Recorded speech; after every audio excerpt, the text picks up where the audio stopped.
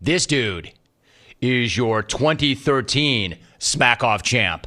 He is looking to become just the sixth caller ever in Jungle history to hang multiple banners. He has not missed a single main event since he showed up back in 2012. Here he is for his ninth straight year. Tinseltown zip code, Philly roots. He is Mark in Hollywood. We go there right now. Mark, what's happening? Big Jim. Yeah, let's go ahead and forget that ever happened. And I'll just go ahead and reference Mark in Boston and his faux tough guy routine. Yo, Mark, you can have 20 Romos on your call. You're still a fake. Yeah, even Mike in Indy thinks you're a fake gangster, and that's coming from the guy who fronts like he's Eminem, but once he gets punched in the mouth, he goes running into Hyde and Chael Sonnen's jockstrap. But, Mark, I understand the aggression, Michigan man. You know, if my bum-ass coach Jim Harbaugh kept losing to Penn State and Ohio State every season, and then my corny, kid-kissing quarterback Tommy got bounced on my dilapidated, booger-sugar-addicted city of Boston, yeah, I'd want to get in my car, go back to Dorchester, rob a liquor mart, and drown myself with some lager with my wife, Salty Sarah. But something else caught my eye, Jim, in the lead up to all of this is the mad love affair between Rick in Buffalo and Vic in NoCal.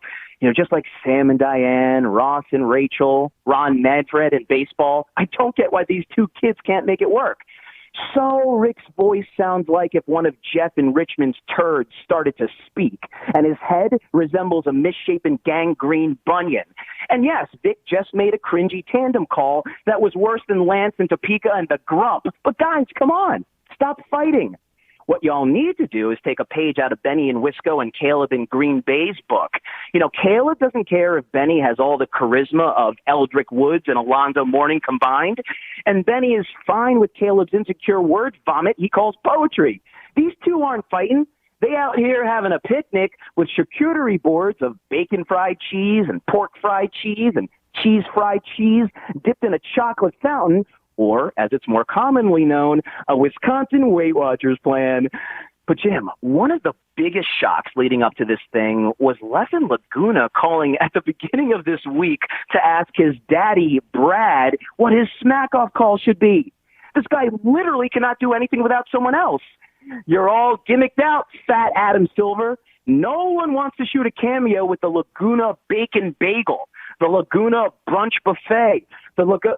You know, honestly, Jim, I could do that all day. I got 1,000 of those. But, you know, I was looking at Brad's pictures on Twitter before this, and not to be rude, but wow, dude got old overnight, didn't he? This son bitch is as ashy as Stevie Francis and has more wrinkles than Mike Martz's 2000 Rams playbook. Easy with the life-extending drugs, blonde Mr. Burns. Stop having Reggie activate your glutes by stabbing you in the butt with bullroids. You know, clearly, you're fond of being in the nude.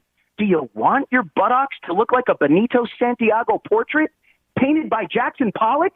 And speaking of Reggie, how is it that your winger is a breathless, panicking spasmatic? You know, aren't you supposed to be the cool guy in the jungle, Brad? How can you be Don Draper from Mad Men when your winger is rolling from Schitt's Creek? And it's not just his look or his bestie. It's his smack that's gotten old, Jim. None of it makes sense. Listening to him is like listening to Pete Carroll if Pete had dementia. All right, we want Brad in Corona, not Will Ferrell doing his Harry Carey impression. Hey, ever wonder why Mark in Hollywood can't get any acting jobs? He should die. Hey, Mark in Hollywood is a midget waiter. He should die. A death threat is not a punchline, jackass. Look, the guy was a great caller, but at this point he's 1/4 short of a Quaalude, which is why I suppose he hitched his wagon to the 25-time Smackoff champ, Rich Flores. Oh, that's right, Brad. You rat bastard hypocrite. Rich called me a few weeks back and invited me to your joint Smackoff after party and said that you two were joining forces this year. Looks like Dick Flowers, Inc. just acquired Brad and Corona Productions in a hostile takeover. Woo! Hey, Brad. You are now Rich Flores' bitch. He should die.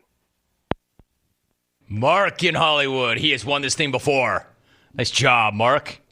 Where do you slot him?